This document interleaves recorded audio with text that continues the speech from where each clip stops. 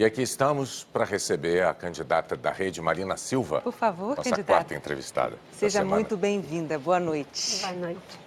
Bem-vinda, candidata. Por aqui. Muito obrigada pela sua presença. Boa noite para a Obrigada. senhora. A senhora pode ocupar essa cadeira. Obrigada. E vamos começar, então. Exatamente, o Jornal Nacional dá sequência hoje à série de entrevistas ao vivo com os principais candidatos à presidência da República, mais bem colocados na última pesquisa Datafolha de intenção de votos. Luiz Inácio Lula da Silva, candidato do PT, aparece em primeiro lugar na pesquisa. Mas o ex-presidente não pode dar entrevistas por determinação da Justiça. Ele está preso em Curitiba, condenado por corrupção passiva e lavagem de dinheiro. A ordem dessas entrevistas foi determinada em sorteio com a presença dos assessores dos candidatos. Na segunda-feira esteve aqui Ciro Gomes, do PDT, na terça-feira Jair Bolsonaro, do PSL, ontem foi Geraldo Alckmin, do PSDB, hoje é a vez de Marina Silva, da Rede, como dissemos, e nessas entrevistas nós abordamos os temas que marcam cada uma das candidaturas, nós questionamos assuntos polêmicos, tratamos da viabilidade de alguns pontos dos programas de governo. Na semana de 17 a 21 de setembro, os candidatos mais bem pontuados pela pesquisa Ibope ou Datafolha mais recente da ocasião também vão estar no Jornal da Globo. O tempo total desta entrevista é de 27 minutos e não pode ser ultrapassado porque esse foi o tempo dado a Ciro Gomes, a Jair Bolsonaro e a Geraldo Alckmin. Ao fim, a candidata vai ter mais 1 minuto para dizer que Brasil ela quer para o futuro. E o tempo começa a ser contado a partir de agora.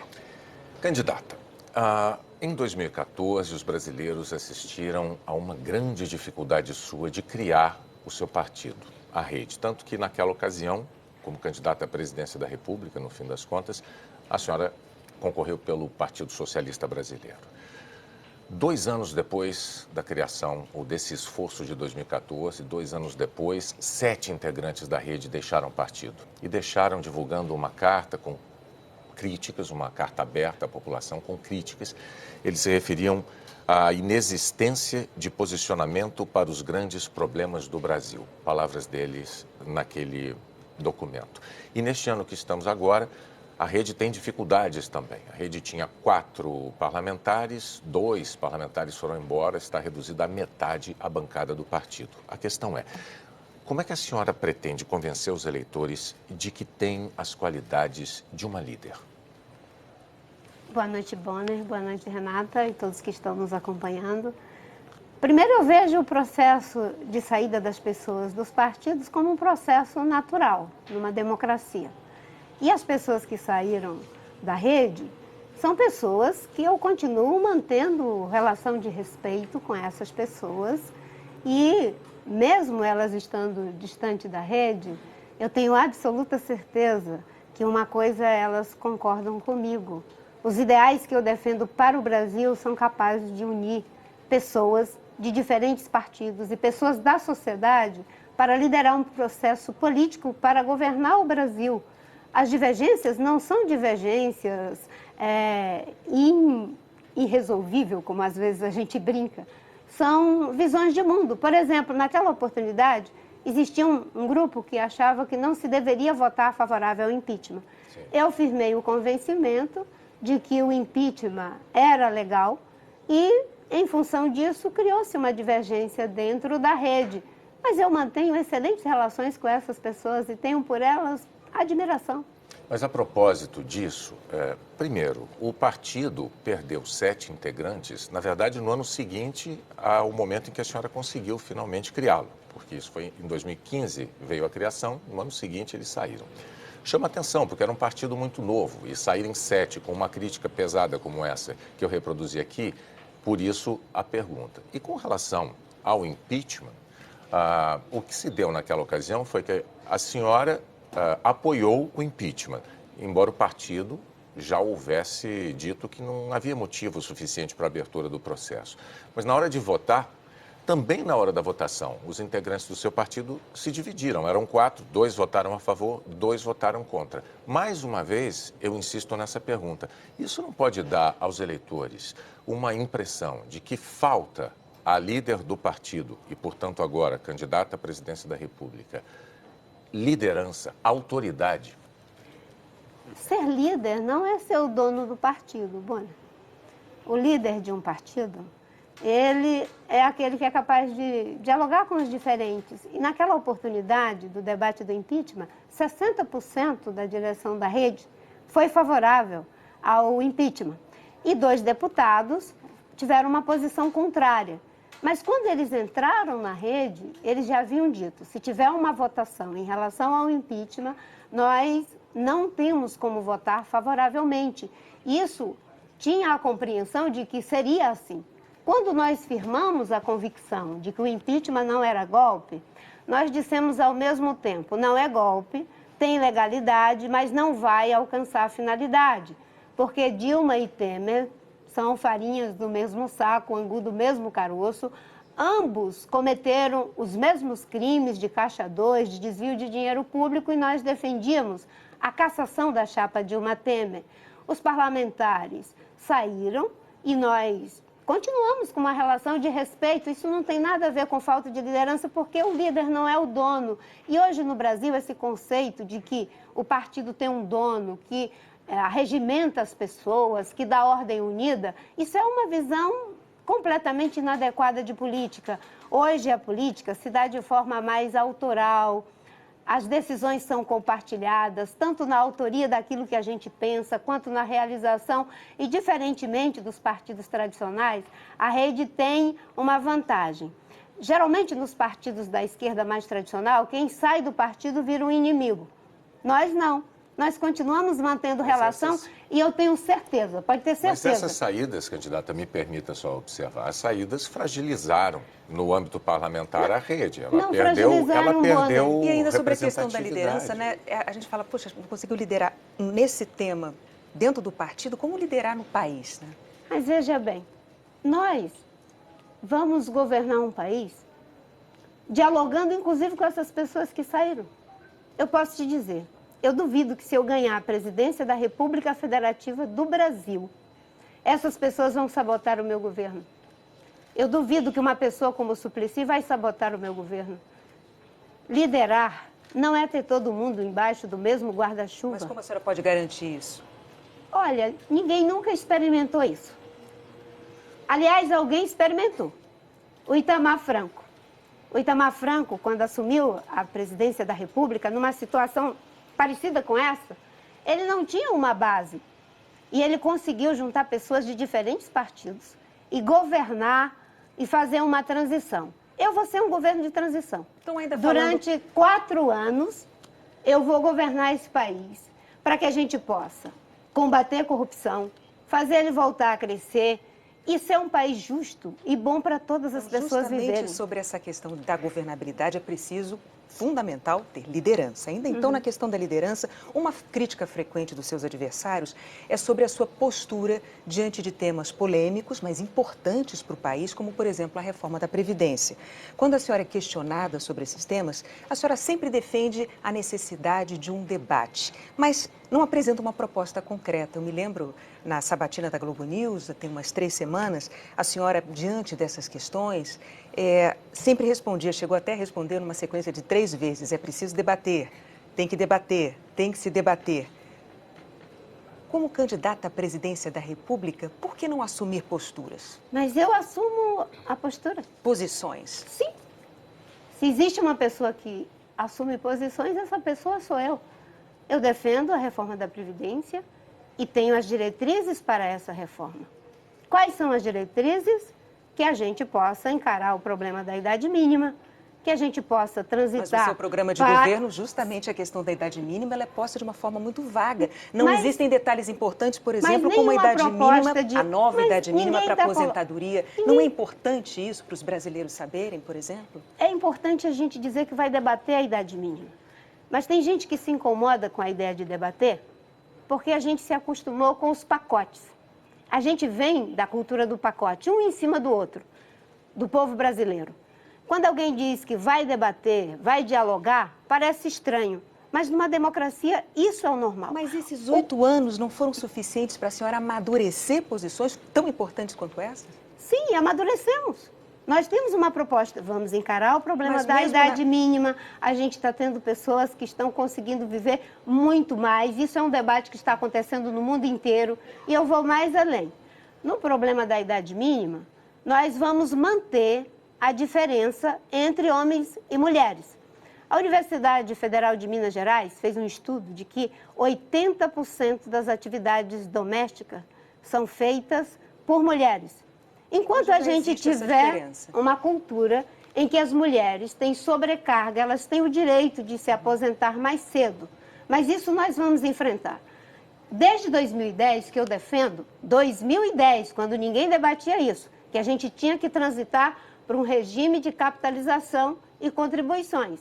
Agora, nós sabemos que com o problema do déficit público, essa transição tem que ser bem construída, mas devemos ir para um regime de capitalização e combater os privilégios. A Previdência não pode permitir que no Executivo você tenha aposentadorias que são muito altas, no Legislativo você tem aposentadorias muito altas, no Poder Judiciário, comparada à iniciativa privada, que é em torno de R$ 1.500. Isso são diretrizes gerais. Agora, o governo Temer, sem debater, discutindo apenas com um lado, disse que ia fazer a reforma e não fez. Mas sobre essa questão já foi bastante debatido. Será Sim, mas é um problema muito complexo. Não se pode achar que algo que mexe com a vida de tantas pessoas pode ser feito assim a toque de caixa. Numa democracia, a gente tem que se dispor a dialogar com empresários, dialogar com trabalhadores, com os especialistas. E quando a gente entende do processo político, a gente sabe que resultado é tão importante quanto o processo. Agora, é verdade, mas isso não significa a reforma que foi seja... inviabilizada, você Sim. sabe por quê? Foi inviabilizada porque o governo esqueceu o processo na reforma trabalhista. Se ele tivesse atendido todas as questões que eram colocadas na reforma trabalhista, talvez hoje nós não tivéssemos a situação de ambiguidade. Agora, candidata, a respeito de reforma previdenciária e idade mínima, ficou claro aqui, os eleitores só vão saber das idades mínimas que a senhora pretende propor depois de a senhora eleita. Mas eu vou queria debater, mudar... tem um compromisso de debater, isso eles Vai não haver precisam debatendo. se preocupar. Novamente, debater. Deixa eu só voltar, deixa eu avançar. Mas, candidata, é porque eu queria avançar na entrevista. Preste atenção, vamos lá. Olha só. A gente vai deixar de abordar outros temas sim, importantes para a senhora e importante. para os eleitores. Mas por veja isso que eu bem, estou pedindo. você acabou de dizer que os meus eleitores... Não, eu expliquei, mas você parece que continua com dúvidas. E eu quero dizer, não tenho dúvida, a Dilma e o Temer não apresentaram nada. Não tem legitimidade, não tem credibilidade, jogaram um pacote na cabeça do povo brasileiro, discutindo só com os empresários. Eu Vamos estou em frente, dizendo... então. Quem votar em mim sabe que eu vou ouvir especialistas, vou ouvir empresários e trabalhadores para a gente poder fazer algo que é importante de resolver, a reforma da Previdência. Eu queria falar agora de outro assunto. A gente vai entrar agora na seara da corrupção. Na eleição passada, a senhora obteve 22 milhões de votos e aí, no segundo turno, a senhora declarou apoio ao candidato do PSDB, Aécio Neves, que se tornou, depois daquilo, réu por corrupção passiva e por obstrução de justiça. O que é que a senhora tem a dizer aos eleitores que votaram em Aécio Neves por causa da sua recomendação? Hoje, com as informações que vieram pela Lava Jato, não teria declarado meu voto ao Aécio. E acho que muitos que votaram no Aécio... Mas havia o aeroporto de Cláudio, candidata. Durante a eleição, isso foi debatido, o aeroporto de Cláudio era um problema da campanha de Aécio Neves. Antes da senhora declarar Mas veja apoio. bem, nas eleições de 2014, acho que a maioria das pessoas conscientes acabaram votando em alguém. Nós mesmo aqui, cada um de nós votou em alguém. Mesmo com tudo que tinha, alguém escolheu um candidato de segundo turno. Mas eu tenho certeza que muitos de nós aqui não teria votado se tivesse as informações da Lava Jato.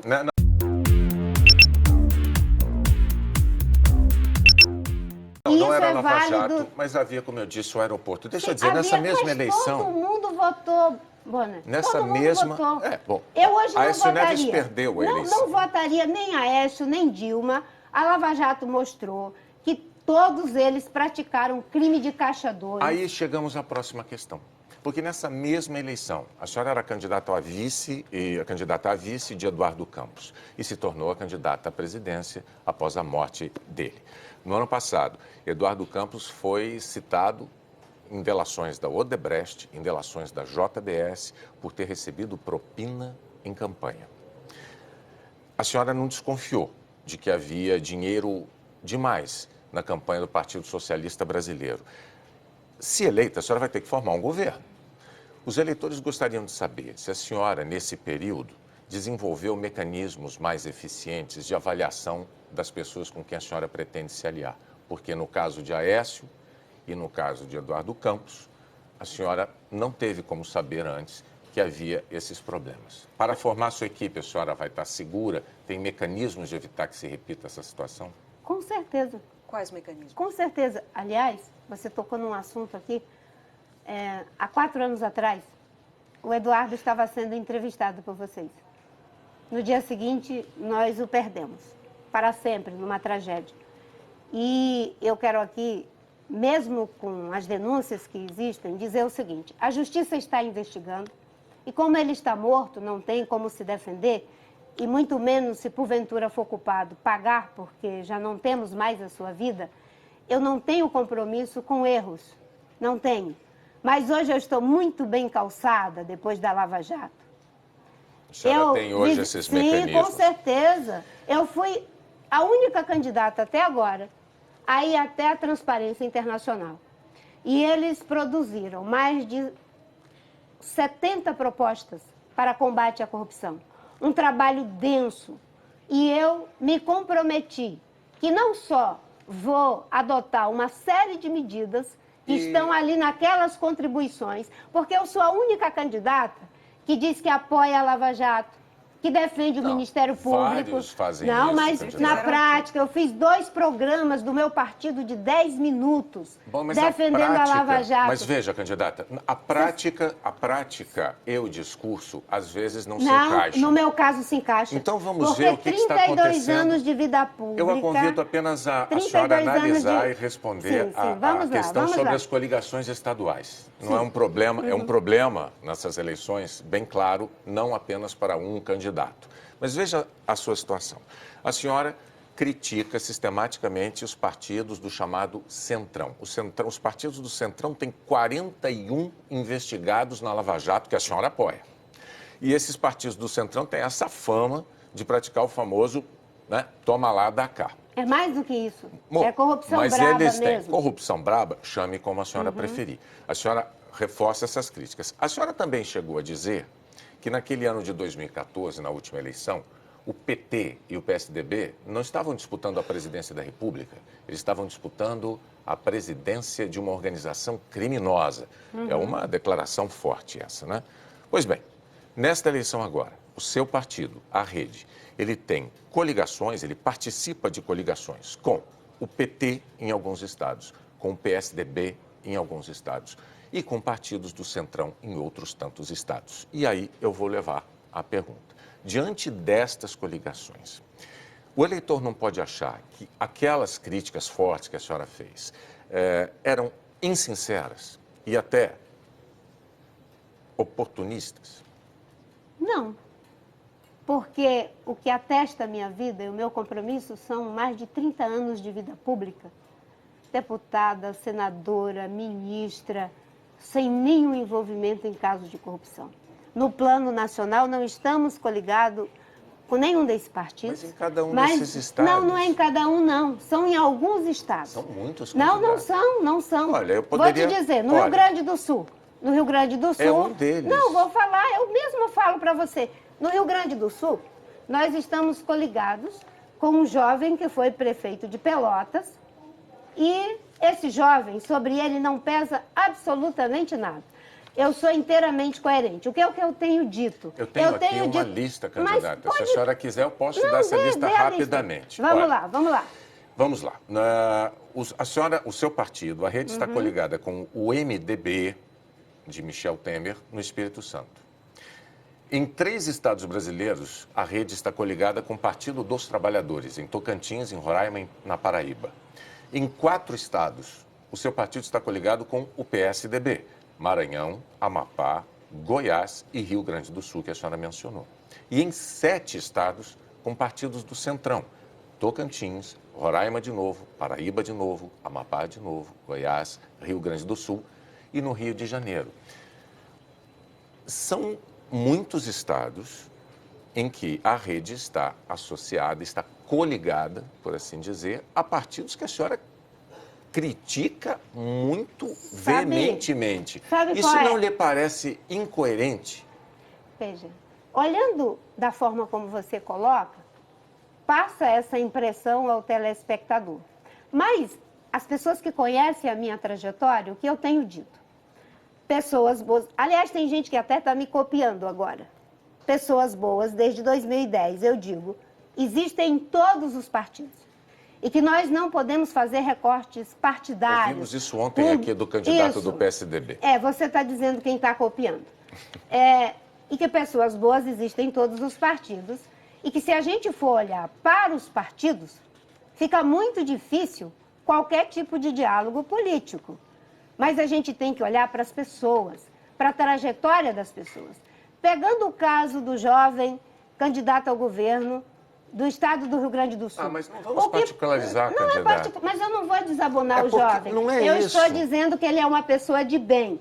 Se você for para o Amapá, qual é a denúncia de corrupção contra o candidato? Não se trata disso. Não é com partidos bons. É que a senhora fundou um partido exatamente para se diferenciar, era esse o discurso, esse é o diferencial. Para se diferenciar daquela salada de partidos, aquela bagunça. Mas aí chega numa eleição como essa. Mas o recorte não é partidário. Mas a rede está mergulhada nisso agora. Não está, Wanda.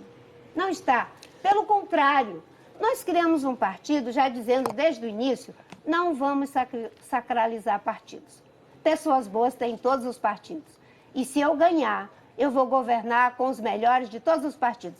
Esse é um discurso que eu falo desde 2010. Então, aproveitando esse conversei com essas pessoas e elas não desabonam. A nossa aliança ela é programática, baseada em trajetórias de vidas.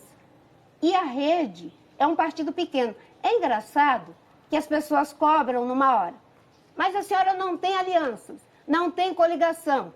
Quando eu faço alianças com aqueles que sobraram dessa miscelânea de corrupção, aí as pessoas me atiram em rosto. Mas ainda falando então sobre coerência, não tem nada a ver. Sim, pode quando falar. A senhora saiu do PV, a senhora saiu sob a justificativa de que precisava manter a coerência.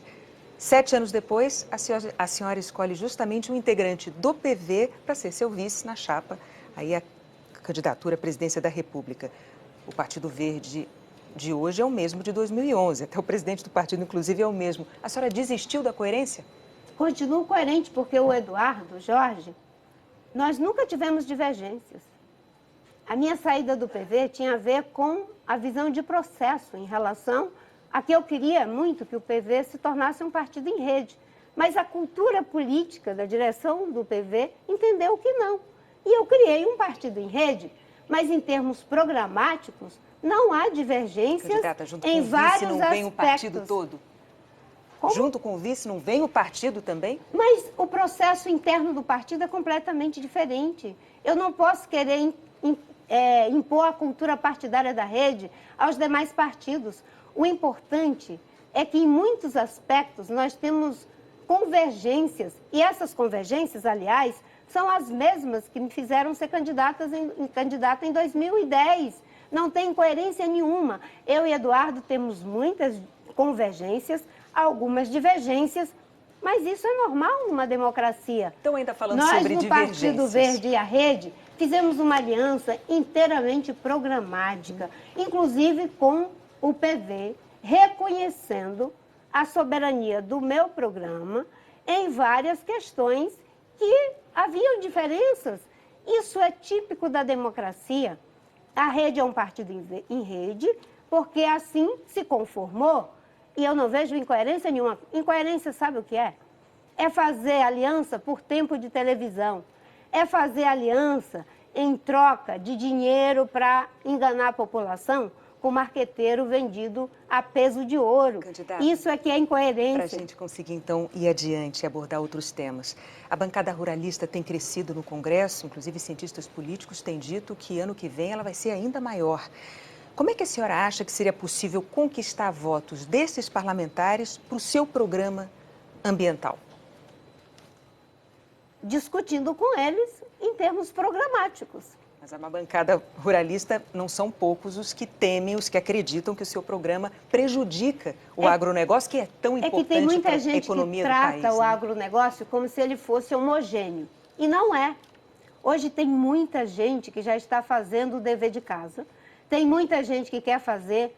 Eu tive ontem lá no encontro da Confederação Nacional da Agricultura e fui muito bem recebida pelas minhas teses, pelas minhas ideias de uma agricultura de baixo carbono, de financiar cada vez mais a agricultura ABC, que introduz novas tecnologias para evitar essas críticas que existem em um número grande de parlamentares dentro da bancada ruralista, que é um fato, né? Inclusive ainda deve ser ainda maior no Congresso ano que vem. O que a senhora tem a dizer sobre isso? Eu fui ministra do Meio Ambiente e dialogava com todos os partidos e com todas as bancadas. Mas havia críticas à lentidão de licenciamento ambiental nessa gestão. Não é verdade, Bonner. Não é verdade. Candidata, a senhora foi advertida, inclusive, pelo então presidente Lula. A senhora foi admoestada. Advertida? Admoestada? É. Bem, isso faz parte da lenda e do processo de desconstrução. Eu, quando entrei no Ministério do Meio Ambiente, tinha mais de 40 hidrelétricas que não tinham licenças. Aquilo que foi competência do IBAMA, nós limpamos a pauta. E o que não dava para fazer, nós dissemos claramente aos empreendedores. Não dá para fazer, como foi o caso de Tijuco Alto. Você quer saber de uma coisa? As licenças mais difíceis foram na minha gestão. A senhora não tem autocrítica? A sua, eu digo especificamente a sua gestão nesse período do governo Lula. Porque se a senhora disser, não, eu fiz o que era para ser feito, é um recado que a senhora está dando para parte do eleitorado de dizer o seguinte, olha, aquelas pessoas que querem que o licenciamento ambiental seja feito para proteger o meio ambiente, mas que seja feito com mais celeridade para respeitar também a urgência da necessidade de geração de empregos com esses investimentos, essas obras todas. Mas isso foi feito, Bonner. Isso foi feito. A senhora ficou é o recado que a senhora dá. A senhora ficou satisfeita com aquele ritmo que a senhora imprimiu ao licenciamento ambiental. Mas as pessoas ficam falando de algo que não é o seu caso, é claro, que elas não conhecem. A hidrelétrica de Santo Antônio Geral foi dada durante a minha gestão, um dos licenciamentos mais difíceis. Agora vamos a outro mais difícil ainda, que estavam tentando licenciar desde o Império. A transposição do Rio São Francisco. A BR-163. Você sabe por que foi feito? Porque tinha capacidade técnica. Uma equipe que tinha condições de passar para a opinião pública a certeza de que aquilo não estava sendo feito por encomenda. Eu fui ministra durante 5 anos e meio e nunca ninguém me fez pressão para que eu desse uma licença que não tivesse base técnica. Tudo que nós fizemos foi de acordo com a lei. Agora, se você me disser, Marina, você acha que você tinha a estrutura adequada? Eu vou te dizer que não. E por que não tínhamos? Porque, infelizmente, há uma visão de que investir na diretoria de licenciamento, investir na diretoria de combate a crimes ambientais, isso é algo que eles encaram como custeio, e não é. Eu vou ser presidente do Brasil e vou mostrar que é possível integrar meio ambiente e ecologia, criar um novo ciclo de prosperidade. Eu vou aproveitar a deixa, então, para pedir a senhora, porque o seu tempo acabou, como nós explicamos desde segunda-feira, o tempo de 27 minutos é o tempo do entrevistado até ele ganhar esse minuto final para mandar a sua mensagem para os eleitores dizendo qual é o Brasil que a senhora quer para o futuro. O Brasil que eu quero para o futuro é um Brasil onde nenhuma pessoa tenha que passar pela humilhação de não ter o trabalho para sustentar a sua família. Eu sou mulher, sou negra, mãe de 4 filhos, fui seringueira, empregada doméstica, me alfabetizei aos 16 anos. E eu sei que muita gente acha que pessoas com a minha origem não têm capacidade para ser presidente da República. Eu estou aqui trazendo mais que um discurso.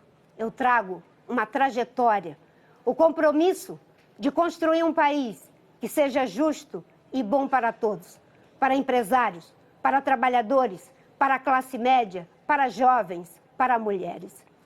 Muitas vezes as pessoas me admiram como uma exceção, mas eu não quero um país de exceção, eu quero um país de regras.